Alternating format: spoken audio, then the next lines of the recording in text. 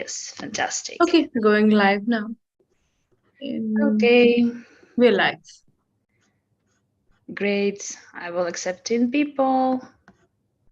Hello, everyone. We just starting, just a couple. We just give 1-2 more minutes for people to join. We already live streaming, so if you want, you have still a time to grab a cup of coffee, water, whatever you want to drink. And I guess in 1-2 minutes we will start the official part. Just for you to know. So let's see. Let's wait 1-2 minutes, and then we will continue. Hello, just one question. Are you expecting involvement on our part, or is just a one-way presentation? Now there are a lot of involvement from your side as well, if of course you want to, and we do encourage you to participate as well. We Okay, will thank you for the we will answer. say about that. Don't Thank worry. you. Olivia, the first engagement done. Checkbox. Yes. Yes, great, great, excellent. Okay, we're waiting for 1 more minute and then we'll start. By the way, how is going with weather right now? Is it rainy? Is it sunny?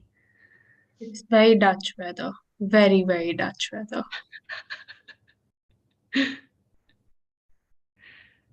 In Switzerland, it just got sunny. It was Yeah. raining the entire week. It just got sunny. Cool. We got in Switzerland. Fantastic. Okay. I'm originally so I'm living in Amsterdam, as you can guess. Always see sunny, so the place where Diana is sunny, fantastic. I'm right now in Belgium, near Brussels, which is pretty mix of Dutch weather and just dark gray skies, something like this. Okay, so I guess we're gonna start, and the rest of the people who are gonna join us, it's their thing to join. So welcome everyone. This is really unusual event today, which we're having with PyLadies Amsterdam. If you don't know who we are, if you join us for the first time, we are part of a global PyLadies group. We have our own chapter in Amsterdam. We're officially recognized by Python Software Foundation like for 4 or 3 years ago. And what we do, mostly we run in workshops, and from time to time we do talks. And our main goal from 12 workshops per year to give space and podium to underrepresented group intakes, just to show that there are like our dream, I would say, for the future, that there will be no title like a female engineer or male engineer or anything else in between, or it will be just engineer. And that's where we aiming for. So I will start with a short story eventually, because the beauty of this event is those who know me. So I'm one of the co-organizers of PyLadies Amsterdam. Leona, there is also Bhumika with us in this room. And I'm this type of person like who tried to think in the pipelines. And literally, we had Olivia as a speaker for one of our events. It was in February. And it was MLOps talks related together with MLOps community. And after that, we had a communication with Olivia that we're gonna prep like some deep technical workshop and probably one of the MLOps topics. And that's what we were literally planning. We were planning, so we scheduled a session, like a skeleton session. That's what we usually do when we help to structure the workshop. That's what we're gonna do, what kind of topic, what kind of technology we want to use, what kind of libraries. And then somehow Olivia started telling her like personal story, and something changed in me. I don't know what. And I said, look, let's give it a try. Let's make your story available for the rest of the folks. And this is really unique event because it's not really technical workshop, but it's workshop given by a really technical person. And the advantage of this, it's not given by any public speaking coach or trainer, like a conflict resolution or career growth path. It just all went through the prism of her personal experience, and that's what has the greatest value. And this is the gift literally that we want to share with all of you.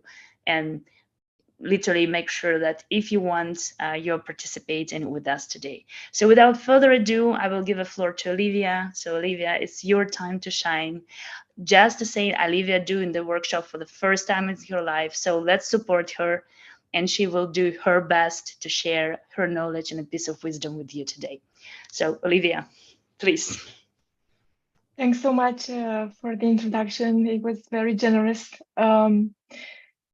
Yeah, so I will start with let's start this very non-technical workshop with the technical details. So I'm going to share my screen. Yeah, I hope I'm sharing the right screen. Yeah, And we're seeing only your yeah. presentation. So, you know, no Amazon web shopping or other stuff related. No, Thank God. no secrets. There is no Azure Key Vault on the screen. Everything is good. Yeah. I'm a vintage girly, so if that doesn't pop out, then it's a good thing. Thanks everybody for coming, for tuning in. It is very, very real that I'm doing this workshop about storytelling, not from the perspective of the expert, with a lot of experience and wisdom to impart on the audience. It's more quite the opposite. I'm going through a transformation myself, trying to move from that technical talk head to a more human to human connection type of person. And what I'm going to share with you is the steps that I took and the learnings that I already got on this path that I'm on. I am a little bit nervous, so let's see how it goes. I hope I can be a fun host. I hope it's going to be a fun event. I would like you to know that I'm expecting you to jump in when there's going to be small questions or something like that. Just jot a message in the chat. That's enough. Sometimes even a thumbs up or some reaction, that's good enough. Any way in which you can just jump in and share your experience is perfect. So about myself, I'm a software engineer for over 10 years now. I've lately been doing some leadership as well in the past couple of years, managing teams. And well, a fun fact about me in my part-time, I'm actually a vintage perfume collector. So there's a lot of story to be said on my hobby side. So yeah, maybe one day I'm gonna spend some time talking about that as well. So I'm going to start with a question. Have you ever felt so connected with a person during a conversation that time seemingly stood still? What would you call that feeling? If you have ideas to just throw in the chat, what would be a word for that connection?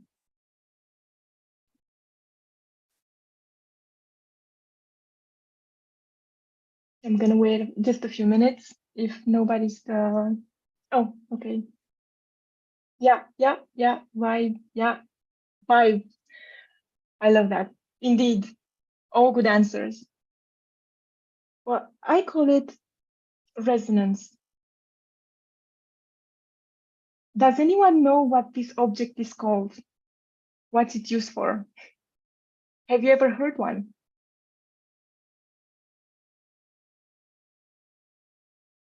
If there's no answer. So yeah, well, yeah. So the official name is a Tibetan singing bowl. So how this works is that there's an initial impact where the stick hits the bowl, and that results in a sound wave. And what happens after that is that through the movement of the stick around the ball, there's a friction, and that friction creates resonance that sustains the sound wave. So it's a very interesting experience to hear them and to, yeah.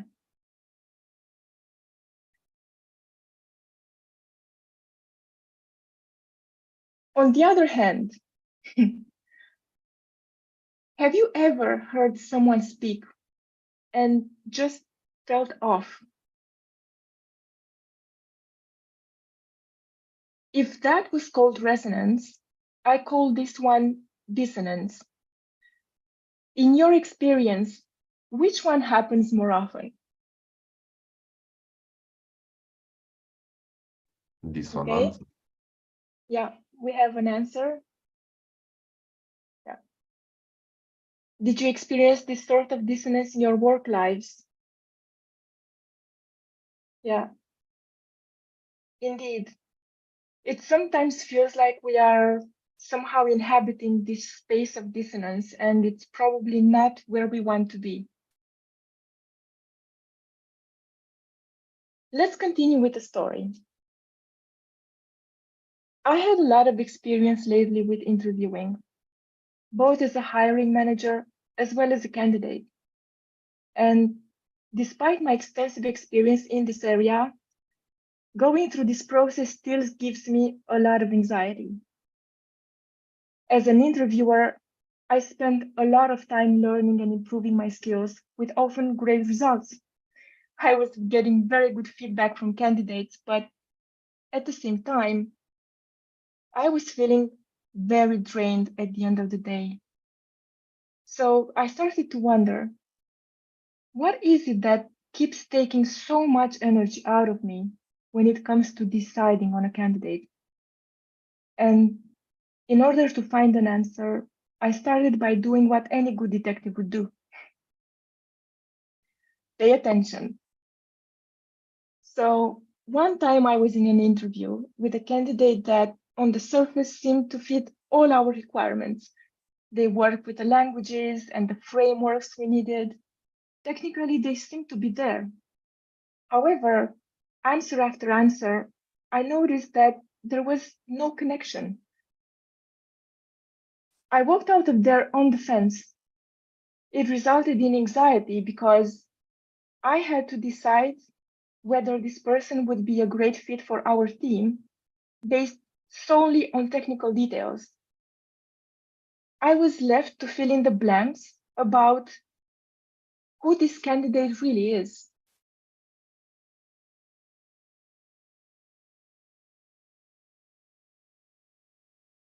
Another time, another candidate came in that, on top of answering every question with information about his skills and experience, he was taking the opportunity to actually give me information about himself in that context. And I realized that that extra information and context gave me all the extra details that I needed to know to fill in those blanks. And it made my decision making so much easier with less effort and less stress. And I realized that this time it was the candidate storytelling that was filling in those blanks. So an even greater realization I had was that people tell you who they are with the stories that they choose to tell, which is in fact what we're actually looking for when we're making a hiring decision. More generally, what do I learn about you from your story? And how can I relate to you from what I have learned? This last part is the crucial element of connection, which, as we will discover, can act as our greatest ally in many work-related situations. Once I noticed the power of stories for hiring, I started to see them everywhere. So in the following hour, we will focus on becoming better authors of our stories and helping those around us decide to trust us and give us their buy-in. We will do that by outlining the importance of shifting the mindset from the fact finder to the storyteller and back. Next, we will go through what makes a good story, what types of stories can we tell, and places to source them. We follow it up with an interactive workshop where we can practice to tell better stories, and wrap it up with conclusions and final thoughts. Let's start with the mindset. When I was a child, I loved reading stories. Then, as I started to grow up and move within the education system back in Romania, I picked up math, physics, later economics, and even later computer science. And over time, I got seduced by this idea of rational thinking. Essentially that any human is a pure rational being, and by focusing on arguing facts and objective truths in a way that takes away any emotional component, communication becomes clear on both ends and outcomes become more predictable. Think of explaining a mathematical proof, a sorting algorithm, or the mechanism of compounded interest. Needless to say, this method worked wonders during my academic years. But soon after hitting the real world, trying to get and keep a job, get promoted, build relationships in the workplace, my method of speaking facts started to feel like a very blunt tool. It was often leaving me feel misunderstood and sometimes taking me even further away from my goal than I was before I started talking.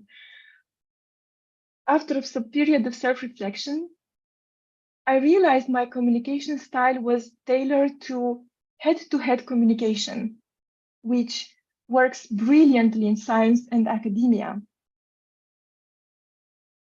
The assumptions are clear and can be referred to. The truth of any proposition then depends entirely on the assumptions and the logical steps. And finally, once some propositions are established, they can be used to establish others. Now that sounds like a lot of facts.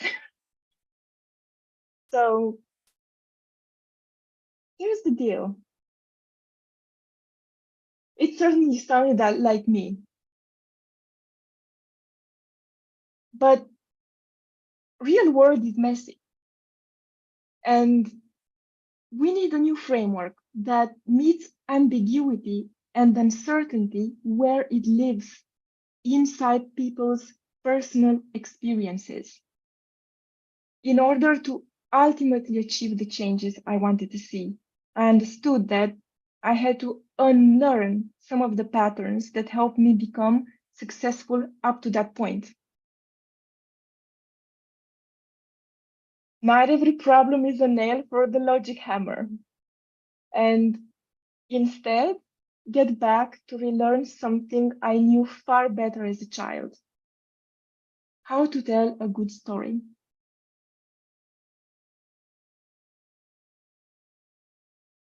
The default mindset in our industry seems to be the fact finder. When communicating facts, the areas of our brain that get activated are the ones responsible for language processing, decoding words, symbols, determining meaning. When this process happens in isolation, it makes it almost impossible for our brains to feel engaged with the speaker, and we quickly lose interest.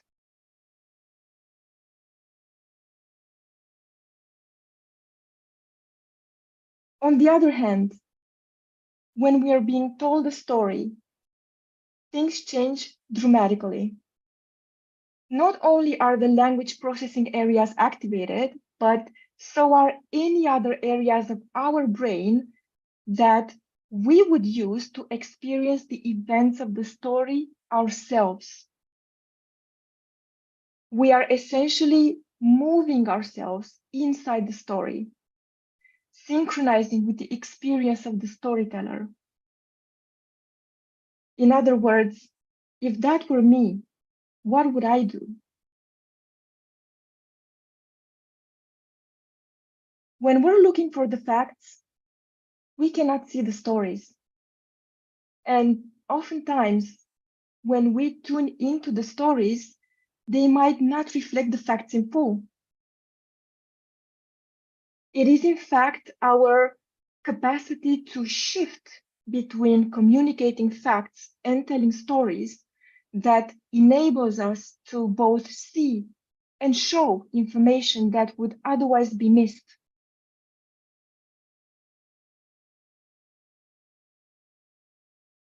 Now let's spend some time understanding how to build good stories.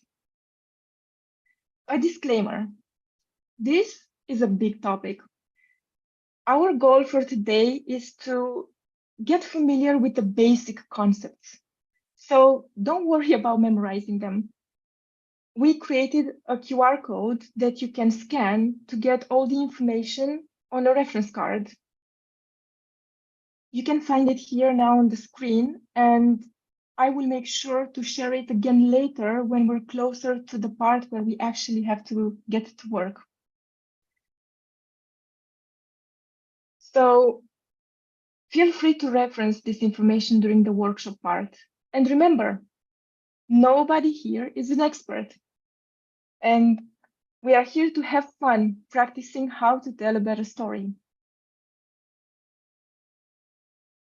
First off, where can we find great stories? You can look for great stories all around your lived experience. Let's start with the outside world. A movie or a book you found inspiring, current events that impacted you, something notable that happened to a person close to you, like a friend, a mentor, or a colleague. And then looking inside your own experience, a time you shined or a time you blew it. These categories provide the much needed initial conflict and redemption arc that we will discuss a little later.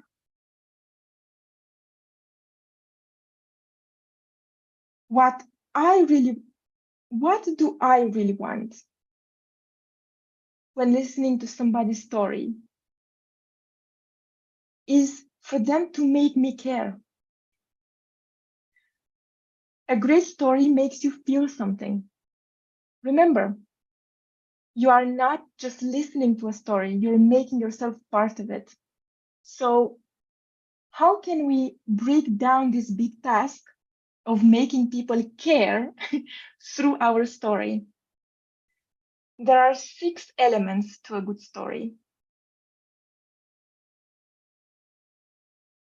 Grab attention by starting with a hook. For greatest impact, it should be said within the first 8 seconds. It's something unusual, unexpected, or that contains some conflict. When Steve Jobs took the stage back in 2001 to introduce the iPod, he started by saying that music is part of everyone's lives. It will always be around, so it is a very large target market all around the world. It knows no boundaries. But interestingly enough, in this whole digital revolution, there is no market leader.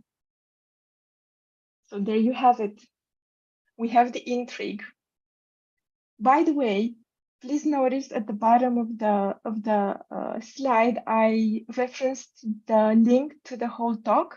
So please feel free to listen to it afterwards.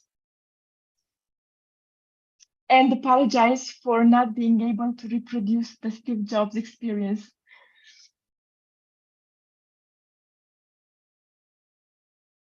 Now you have to keep their attention by making a promise of change.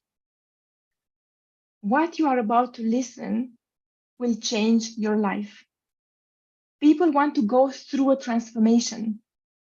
Make them see that in the eyes of their minds. Help them answer this question. How is what I will learn going to make me better? Going back to Steve's talk, he said, no one has really found the recipe yet for digital music. And we think not only can we find the recipe, but we think the Apple brand is going to be fantastic because people trust the Apple brand to get their great digital electronics from.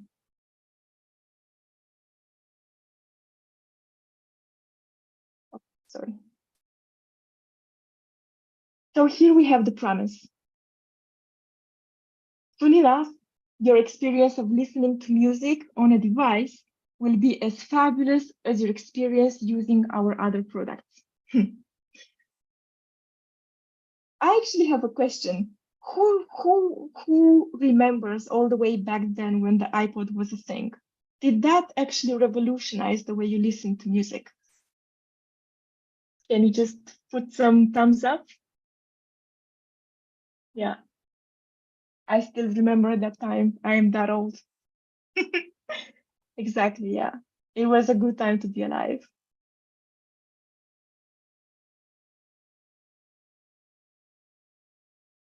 Now, one key aspect throughout is remember to be authentic.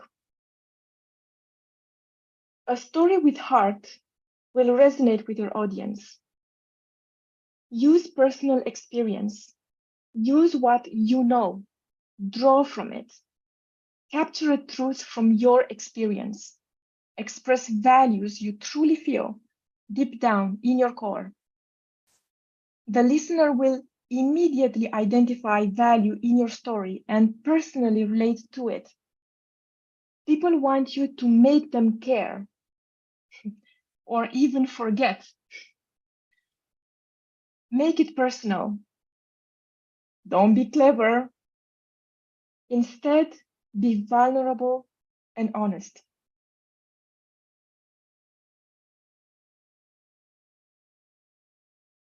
Also, you have to tune the message to your audience.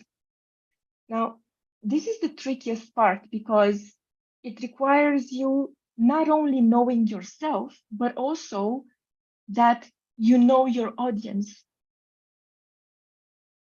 You want to identify their aspirations or fears and speak to those. Remember when asked if something felt off? What creates resonance ultimately is your capacity to communicate authentically to the core of your audience.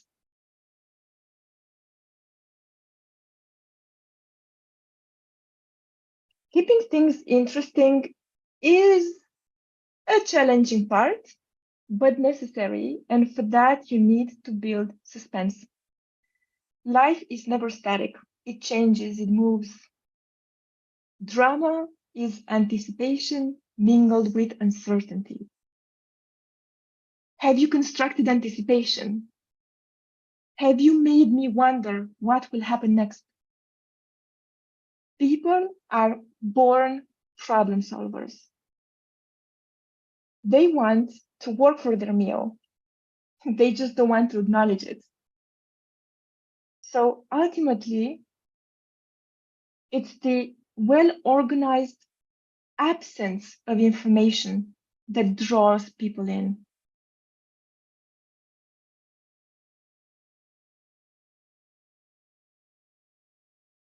I have seen many great stories wrecked on the shores of uninspired delivery. From personal experience as well. Getting this part right is key to your message so that it sticks with your audience. But fear not, there's a way out.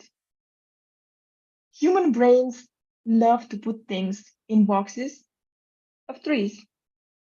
The day has three parts: morning, afternoon, and evening. Life has 3 stages: childhood, maturity, and old age. Now, Aristotle came up with the concept of, brace yourselves, beginning, middle, and end, to structure all levels of storytelling, from scenes to subplots to the entire play, sort of like a fractal. So in the beginning, you set up the ordinary world and explain the problem that you set out to solve. In the middle, well, that's where the journey lives, how you solve the problem. And the end holds the key message, the lesson. Get excited about the success it produced. Energy is contagious.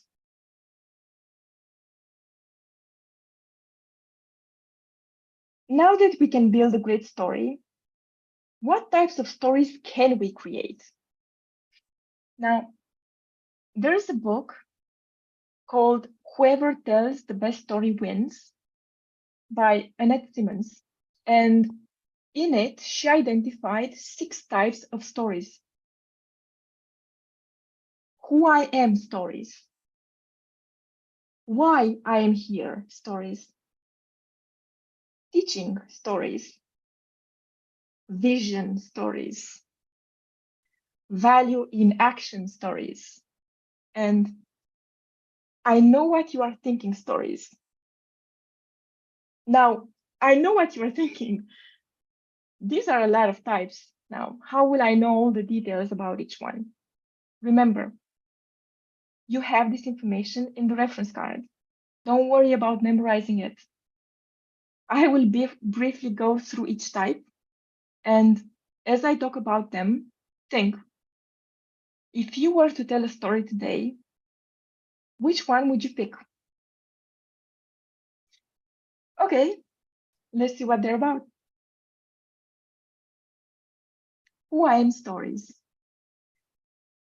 This type of story lets people know how you became the person you are today. It shows steps and experiences that created who you are today. It grounds your reality to theirs. First, ask this question.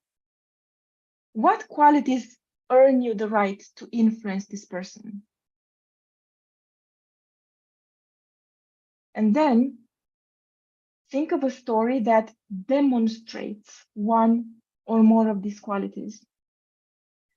For example, for me, I would identify curiosity as a quality, and I would tell a story about how I used to miss the mark in my communication, which led me on a journey to discover the power of story and find new ways to communicate. Why I am here stories.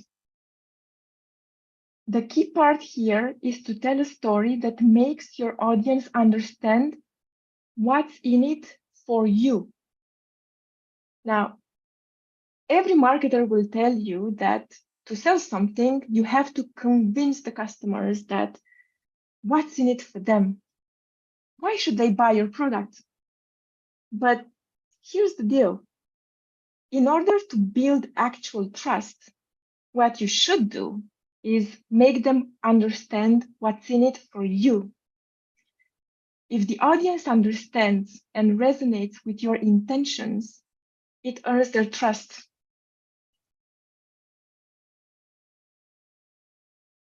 For example, for me, I decided to hold this workshop today and talk to you about the power of story because I believe that I can transform us into a more confident and calm and connected version of ourselves.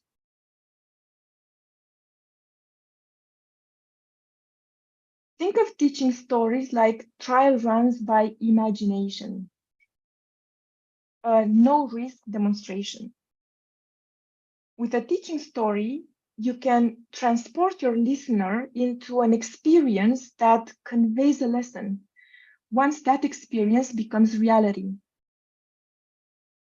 Think about Scrooge's ghosts, taking Scrooge on teaching story tours. Is anybody familiar with this novel story? It was a cartoon. I remember it as a cartoon. Does anybody know this? Yeah. Now, what happened there is that each ghost told a different teaching story, which allowed Scrooge to emotionally and mentally experience the consequences of not changing his behavior.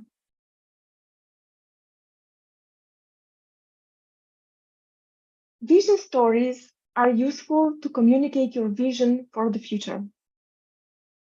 Build a future story that pulls your audience to it.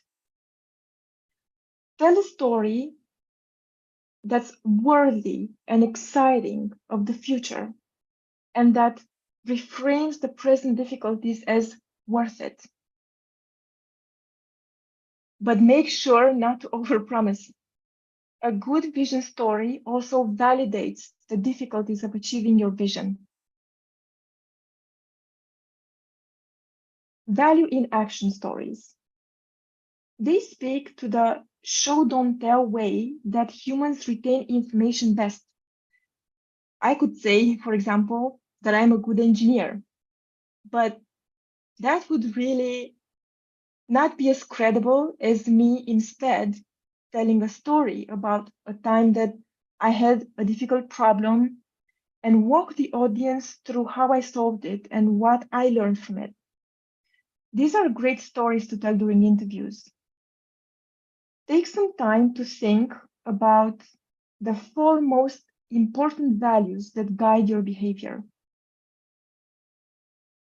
Then tell a story about a time you had a chance to embody one or more of these values through actions. It's not bragging. Your goal is to tell stories about doing the right thing in tough circumstances. Remember, let the audience work for it. Don't spell out the values, let them fill it in from your story.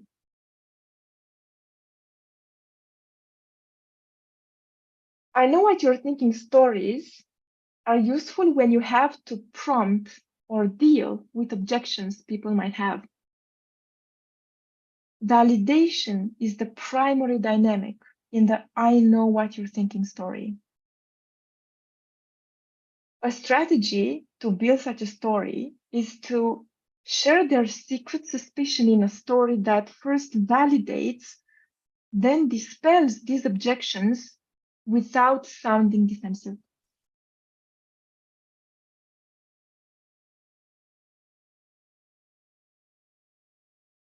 We're now stepping into the workshop part of the session. The theory part is over. So at this point, shall we have a break? Aliona, what do you think? Yep, I think it's a good idea. So let's encourage those who are interested, scan this QR code, think about the story, and then we go to the most important part of this evening. 5 minutes will be good for everyone.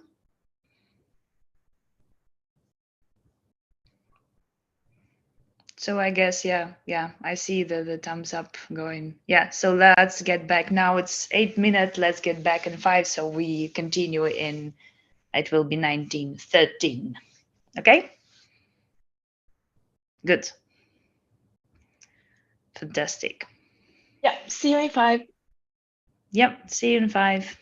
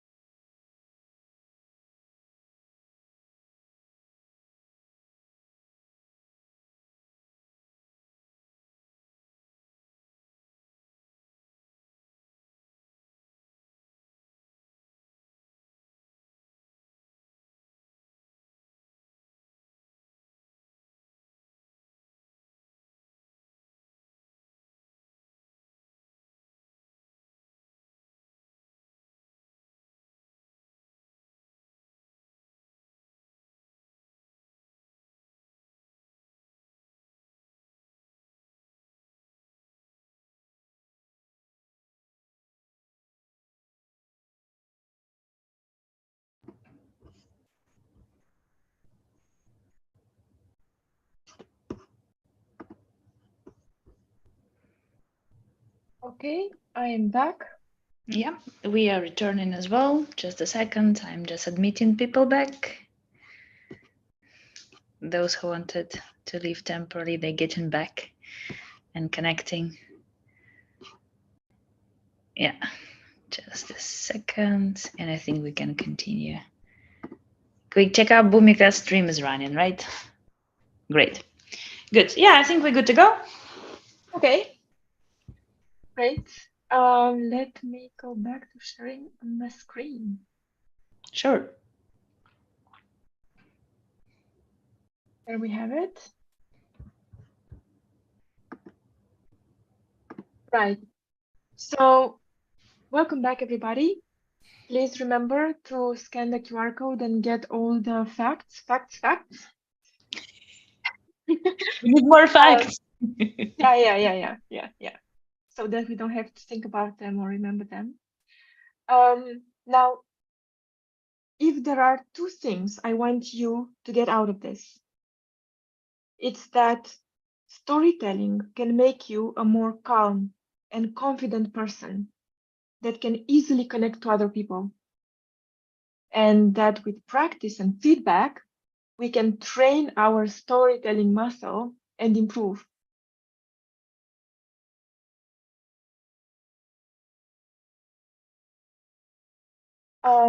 Just a second.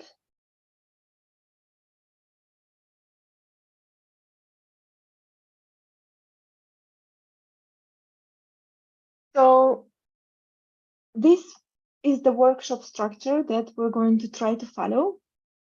We start with a walkthrough, with a show and tell, where I share my method of coming up with a story. Then we spend about 10 minutes of quiet time so you can come up with your own story. And here's a few instructions. You are free to pick a theme to be mentioned after. Then you build a story and you use the information on the reference card to support your process. And aim for a short and sweet story, about 5 minutes. And the tip, avoid too many details and focus on getting to the conclusions you want. It does not have to be perfect. That is not to self. After that, we look forward to volunteers that want to share their stories. How does this sound? Scary and excited. Excellent. Let's proceed. Now, in order to set a common ground, we will work with 3 main themes.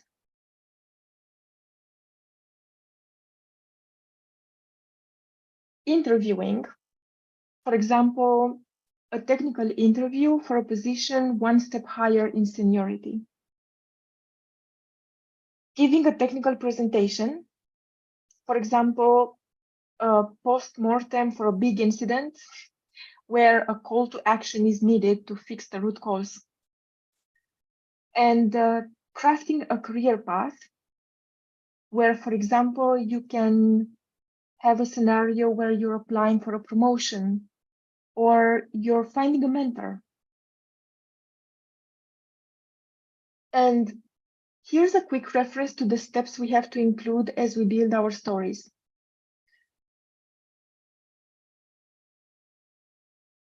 Now, with this in mind, let's start with the walkthrough.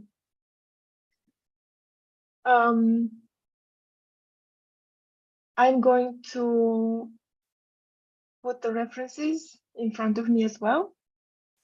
And what I would normally do actually is to jot something down. But right now I'm just going to walk you through it. So the show is mostly verbal. Okay, so I want to tell a story where the theme is going to be a career path. So I see a scenario where I would like to get promoted to team lead of my team. I'm a current senior engineer, and in my team, we kind of lacked a proper team lead for a while due to organizational complexity, and decisions are very slow. So I'm thinking, okay, I want to step up and give it a go. So I plan to have a meeting with my manager and just tell them, you know, why I'm the perfect person for the job. Now, sourcing the story, I think I'm gonna go with a time I shined. So I'm gonna tell a story about something I did that proved to be a good decision. And for the type of story, I'm gonna go with why I am here story. So what's in it for me to be the team lead of my team? That's kind of where I aim to hit. Okay, so we have the pieces of the puzzle. Let's see how we can build a story around it. So what problem am I trying to solve? Okay. I hate meetings. Not all meetings, just most of the meetings. So in this scenario, I'm in this team and we have so many touch points and there seems to be no action points, no change. There's no connection. We keep meeting, spending time. There's no time to do real work.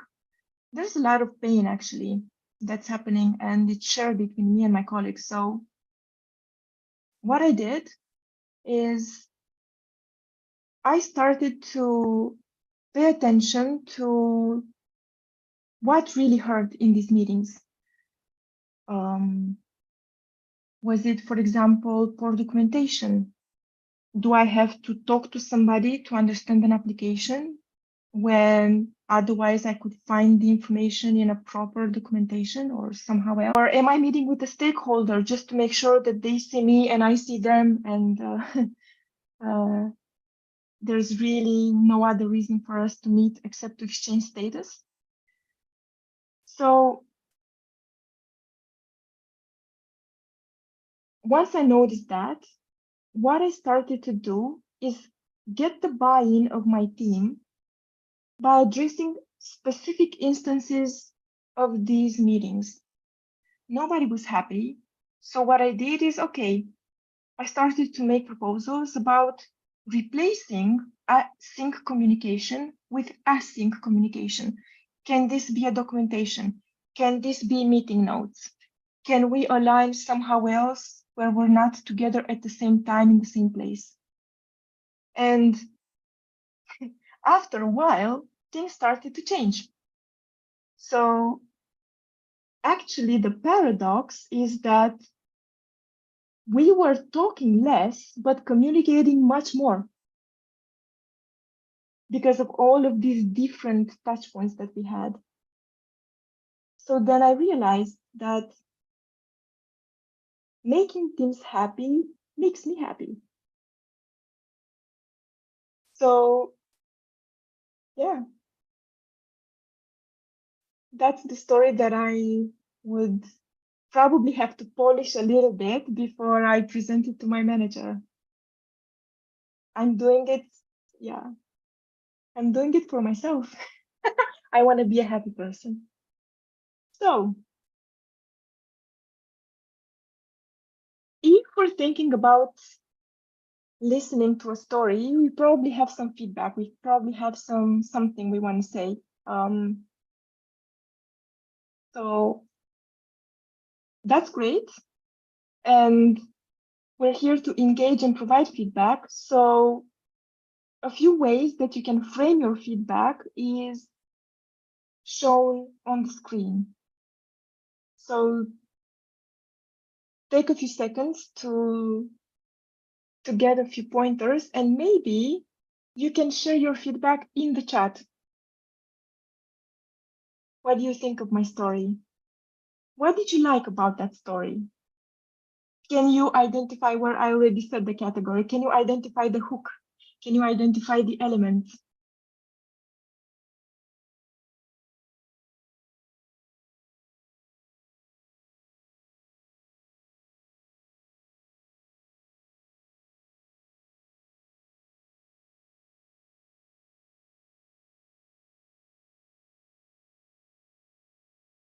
Yeah, yeah.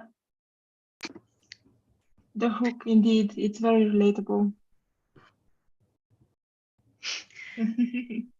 Yeah. I think Yeah. everyone hates unproductive meetings. When the meetings are productive, they're nice, right? Exactly. And that's a completely separate topic. What makes the meeting worth having? Yeah. Yeah. Okay. So with this in mind, now seeing how I broke it down, let's spend 10 minutes now so you guys can work on your own stories. So like I mentioned before, in this quick reference, follow this framework, pick a theme, then go through the building steps, and then let's see who wants to share their story. What do you think about this?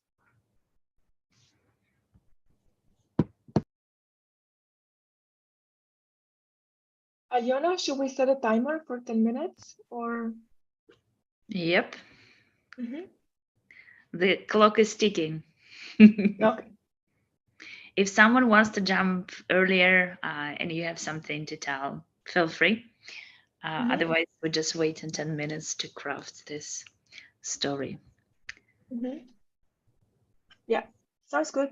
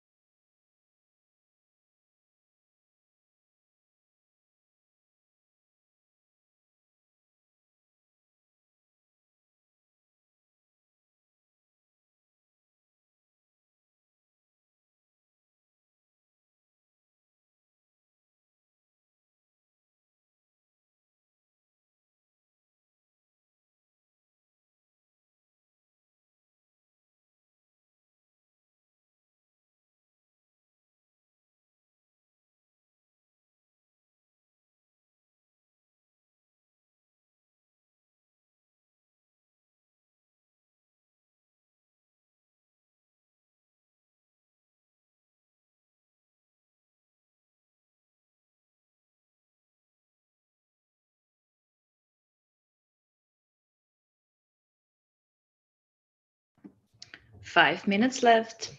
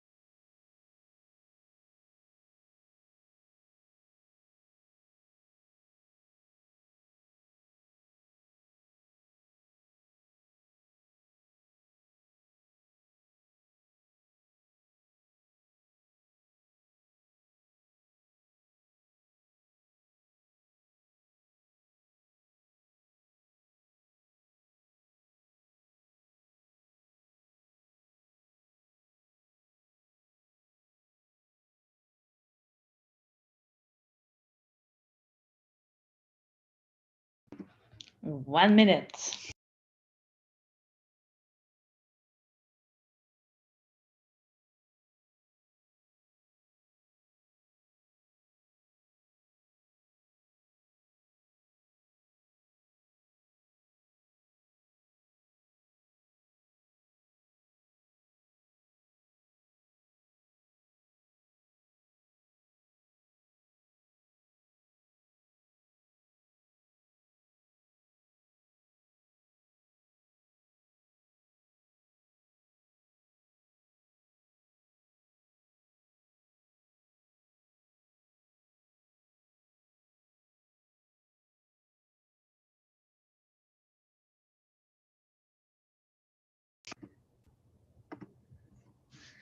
Okay.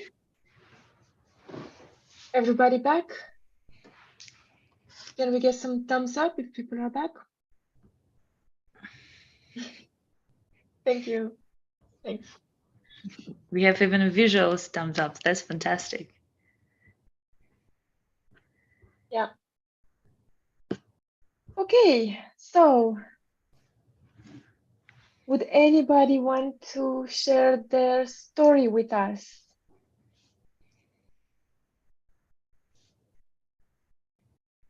Or if nobody wants to share yet, maybe they're still working on the polishing, but remember, it doesn't have to be perfect. We are not experts. If somebody's not there yet, with the story to share, where are they stuck? What's I the can problem? start. I can share a story. Okay. Yeah, and it's a very half-built story, sort of. So Mhm. bear with me with a bit of patience. So, yeah, my story starts when I was about 10, 15 years old, giving my first stage presentation. And what I really remember was that I was extremely nervous. And it was this debate presentation. I had a whole 2-page points, everything created. And I was really confident about my content. But the minute I stepped on stage, I froze completely. And no matter how much I tried to read out of the paper, just words wouldn't come out anymore because I was that scared. So then I was really embarrassed. I went backstage again, had a cup of water, tried to calm down. And the next person came, gave their whole debate, everything was done. Then I decided I'm not going to give up and I'm going to still try. And I went back, which took all the courage I had available. And I gave the debate. And luckily enough, I did end up winning. So that was really awesome for me. But since then, I don't know, maybe even before that, I've always had stage fright. And I've given so many presentations throughout my life. And people tell me stage fright goes away with time, but I don't see that happening ever. And what made it very relatable for me was that I was once attending this presentation about giving presentations, and I realized that the speaker was using the same strategies to get over his stage fright that I had learned, which was just to pretend like you're talking to a friend and just look that person in the eye and give the presentation. So that really validated my stage fright never going away. And yeah, for all of you, your stage fright will never go away, but with time, you'll learn to deal with it. You'll find your mechanisms, grab some water somewhere, and despite the stage fright, you will be able to give your presentations and conquer your fears. Yeah, that was my story. Thanks, Bhumika. Oh, Olivia is back. Good. Olivia, we're having you. Just let her connect to the audio. Anyone wants to jump in?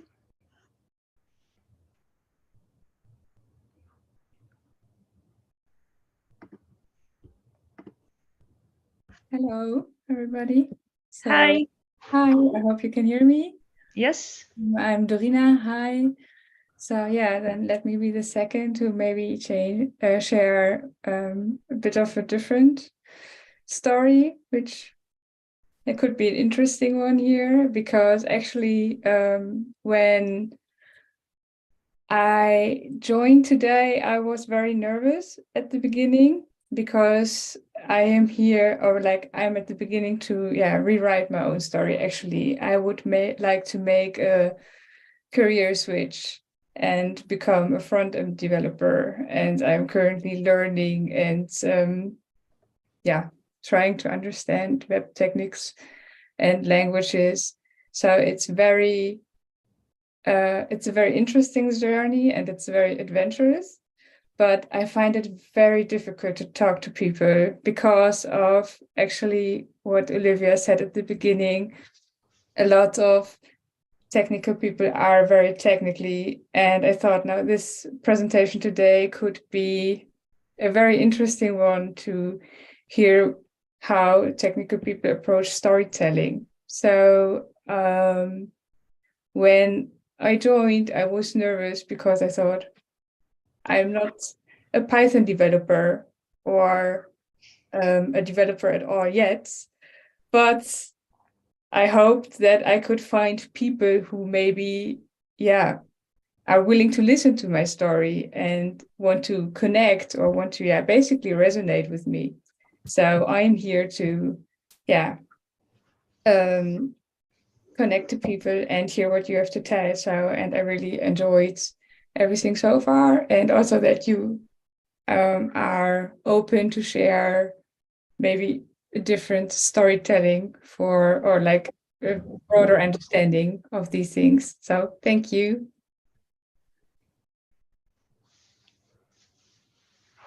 Thank you as well. I think while waiting, I also have like a quick story. It's about career path, but it's not about my career path. It's about career path of another woman. So I don't know how it happened in my life. I never had a mentor until 2022. Let's put it this way. But somehow I decided that the fact that I didn't have a mentor, it could be okay if I become a mentor. So just to flip the story around.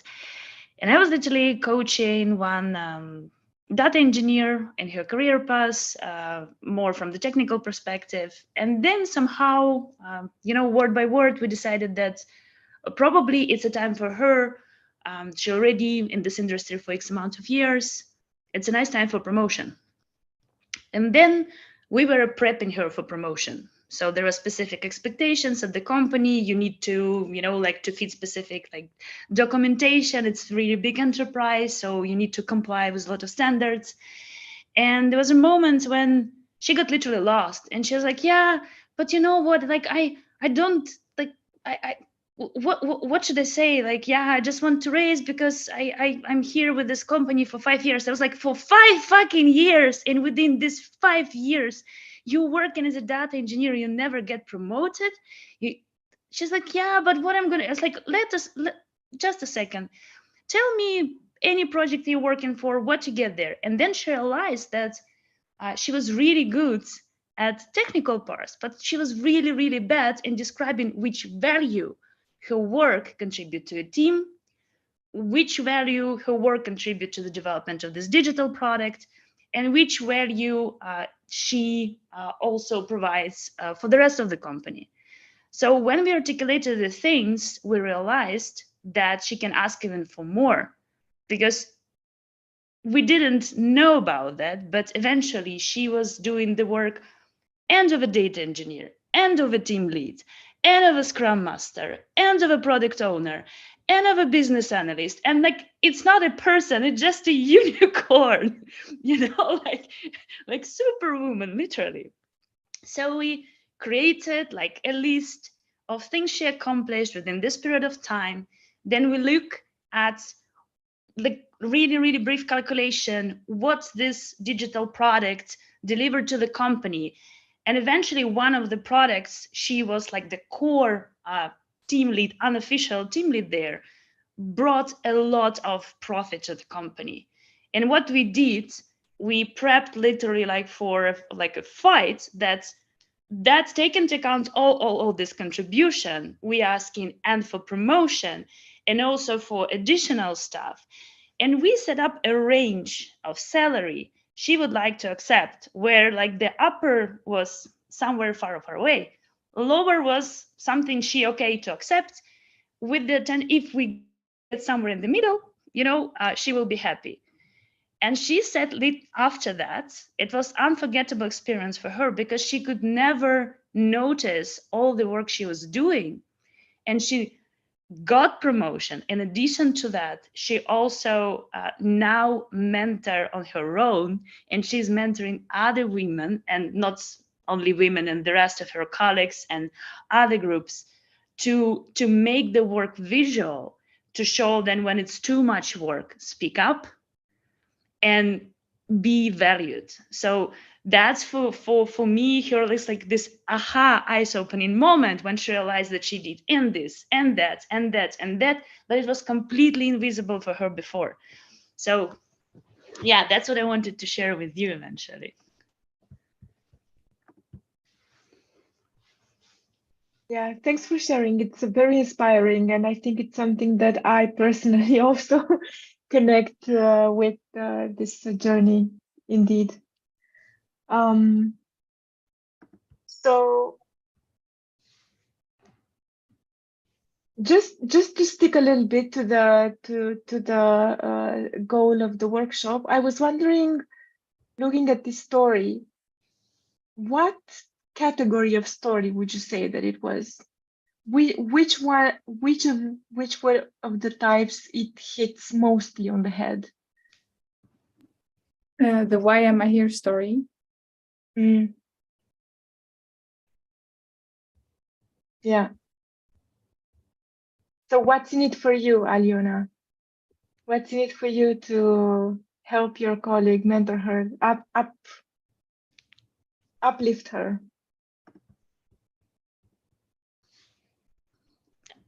Good question. Yeah, these are most of these. So here's how I think about this. Oh, most of these things are things that happen. It's a skill to just tune into the questions. Most of them are open questions. Maybe we don't know the answer yet, but it's a good idea to just think about them and reflect. Let the mind just, okay, so why is this important for me? Or what is that value that I want somebody else to resonate with? And I think from all of them, from my personal perspective, it was a value story, because for me it's showing the value of mentorship. And if I look back, usually all good technical books start with the when you're talking, if you have a chance to talk to those who wrote them, it starts with, you know what, I wrote this book only for one specific reason.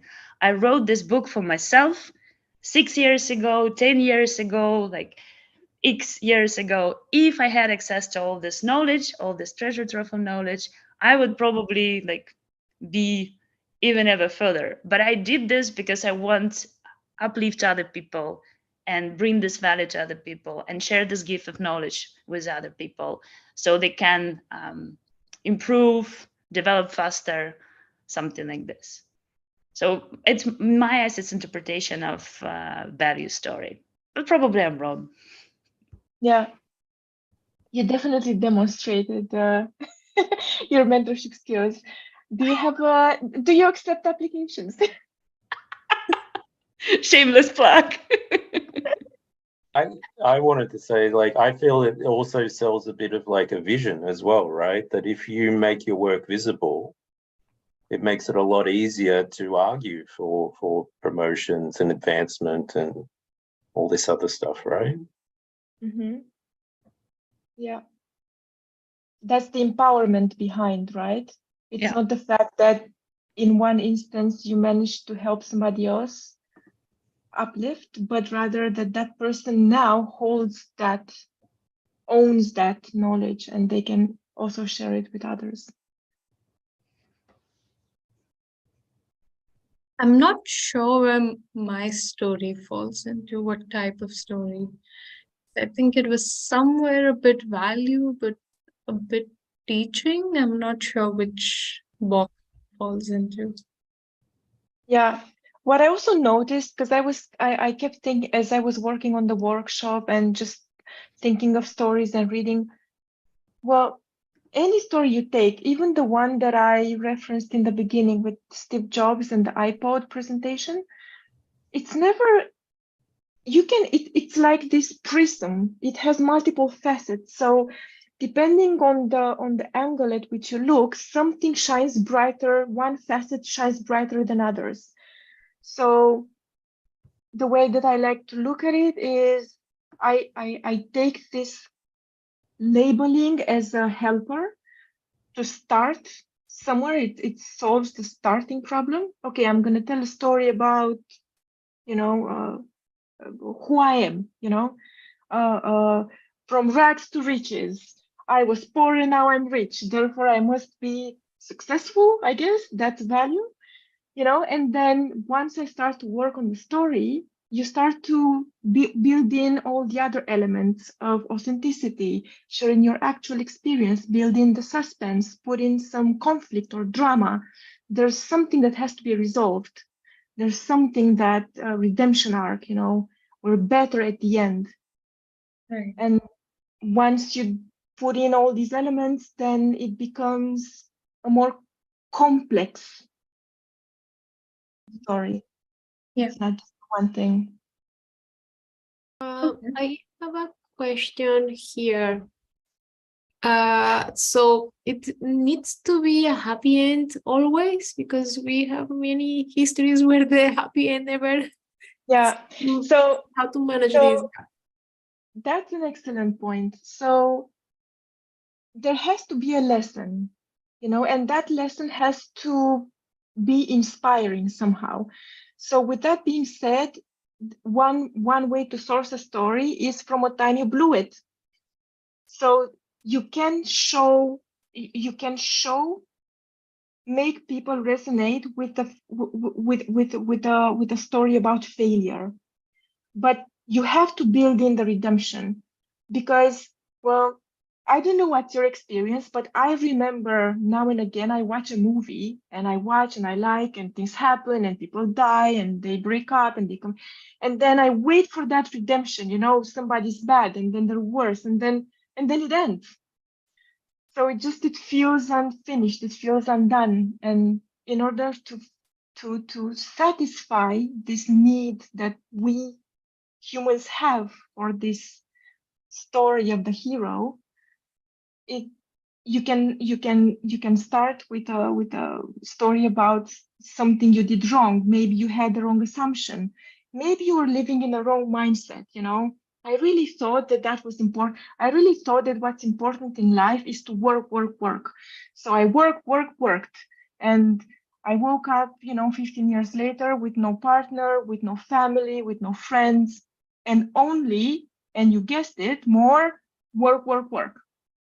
Now, if this is the story, it's very sad, but it doesn't give me anything. So what's the lesson? You know, what's the payoff at the end of it? Got it. Thank you. I think I could argue with this. Probably have slightly different perspective on that. I guess you can have a teaching story which could end sad, and that will be the teaching moment. So this is like you can say, okay, based on that, I can learn this. Like you don't deploy model to production without documentation. Otherwise you'll not be sleeping if you're on call. So yeah that's more or less things, and you can learn from that. Yeah. So the lesson alone is the payoff. You may not have gotten to the point where you can say, and here's all the documentation I created, but here's the lesson. And moving forward, I really put attention and effort into this as well, because it becomes important for me. So it's a revelation, right? You don't have to actually have manifested everything, but it's as long as the lesson is there. And I really like discussion that's happening on the go in the chat with the classification. That's also a really interesting feature of us as a human being. We want to put everything in the buckets. If you put in the buckets, it's become more clear and understandable. So if it's story, we need to find a label. It's a classification problem.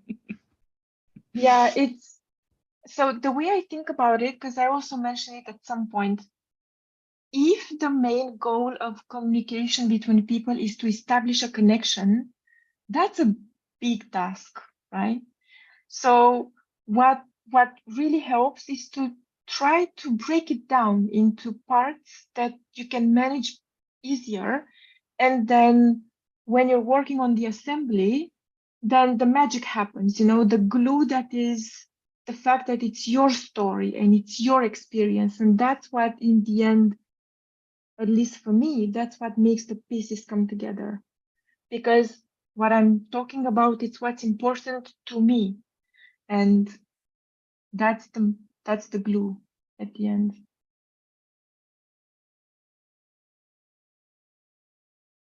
But good point. This is more, it's more like a guidance. They should guide you. They should not limit you. These are not limits. They're helpers. Yeah. So, yeah. Does anybody have a story from a time they blew it? Some story of redemption.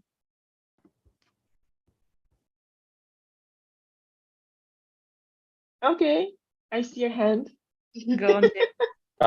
Yeah, I have one. It's kind of from when I blew it. But so basically I was like a project lead for a particularly new innovative product. And it was a great team. I really enjoyed working with them, but there was this one guy who was from our older product. And he just did not want to change. He wanted to do things his way, right? And it infuriated me. It made me so angry, right? Because he wanted, let's be honest, he wanted to do it waterfall. So lots of design documents, and I am a very agile guy. Well, in theory, not so much in practice, but, and I could not convince him. And everything I tried to do seemed to make it worse. Until eventually I left the project for unrelated reasons. He ended up quitting. We never found a workable solution. He obstructed us the whole time. He said, "You're doing it wrong. This will lead to ruin and destruction." It didn't. We delivered on time, ahead of schedule, very aggressive things. But it always upset me because he was a good guy. He just couldn't get on board, and the way that he did it, I just felt like so disconnected from.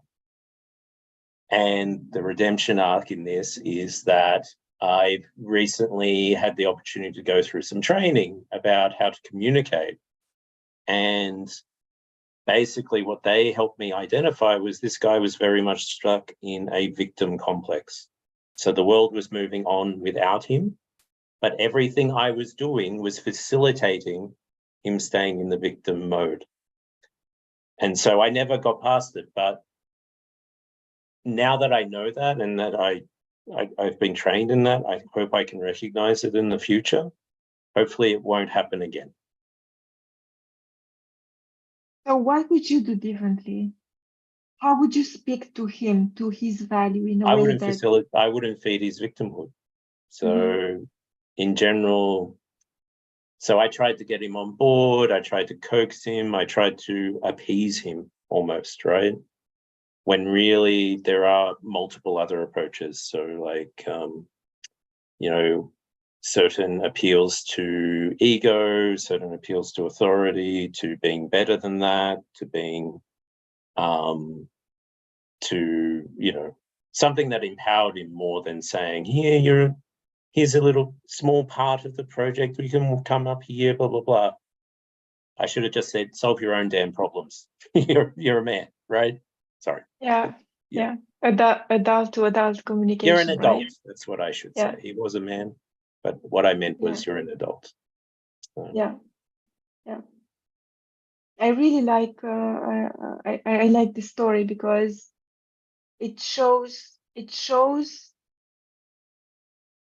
a situation that I can relate to, which is broken communication with somebody. And well, it's probably part of the reason that I'm here today, which is in the past, when there was this sort of broken communication with a colleague or even with my manager sometimes, I would just, raise my hands up and say, okay, so then this is it. We're different people. I didn't move past that moment. And what this concept of storytelling allows me to do is to try to shift the prism. Okay, so if I shift this around a little bit, do I see something new, something else that I can connect to? It's like, if you can imagine a wall with a socket, That's what I thought. So if my thingy wouldn't fit in the socket, then that's it's by design. But in fact, it's not by design because it's not a wall, it's multiple facets. And sometimes you just have to move on around a little bit until you find something you can connect to. Yeah, nice. Yeah, that's a good one. Okay. There's also a fantastic book which some years ago changed my life, which called Nonviolent Communication, and this book was a complete game changer. So highly recommend. I guess Olivia, let's give the floor to you to summarize, and then we're almost there by the end of the workshop. So 2-3 minutes to summarize, 2 minutes announcement from us, and we are concluding our session for today. Great.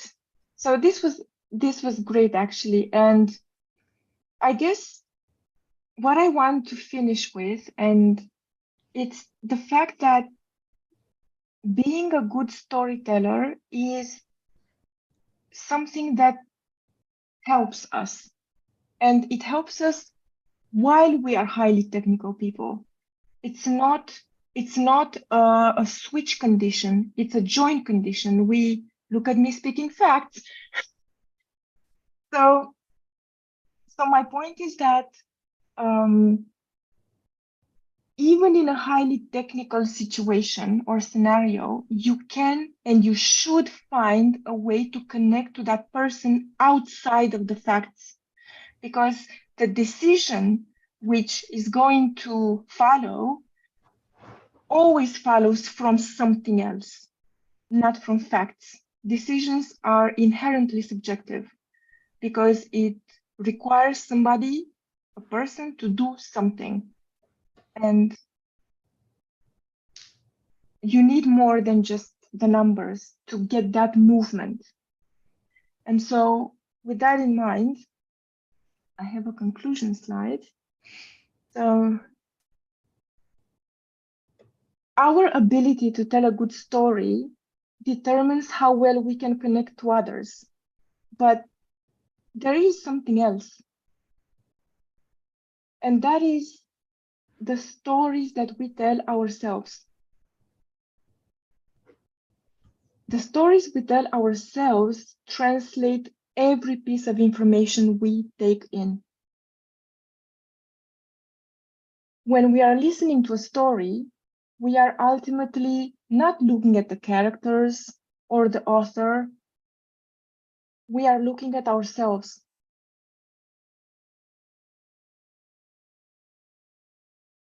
It's recursive. So I want to leave you with this final remark.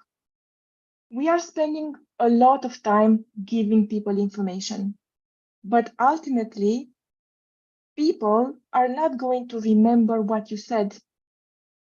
They are, however, going to remember how you made them feel.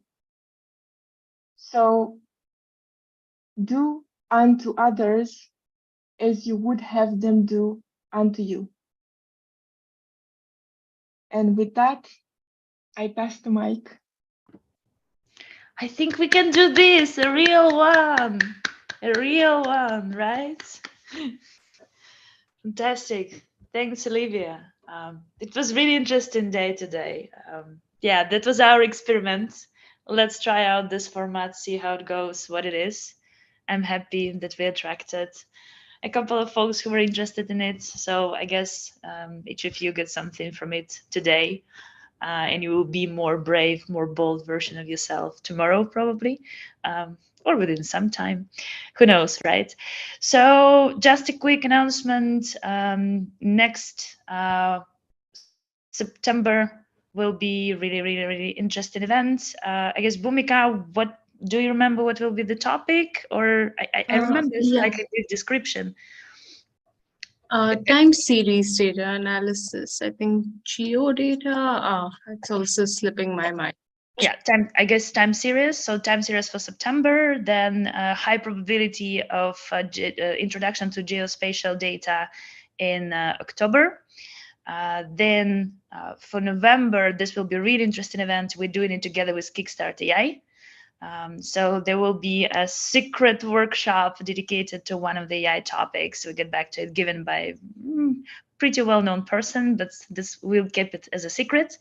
December will be awesome because in December we're gonna run a short tech marathon. We're gonna contribute into open source libraries. So think about which libraries you would love to contribute to. Of course, it should be something about Python. Surprise, surprise. So think about a few points of interest. You can get back to us with your favorite libraries later. And also, there is a huge event coming in Amsterdam. It's 14, 15, 16 September. It's PyLadies Amsterdam. So we will be having a booth there. If you want, work to us, say hi to us. And then there will be also the PyLadies Eindhoven in November. And by the way, call for proposal for PyLadies Eindhoven is still open. So if you're interested, take a look at it.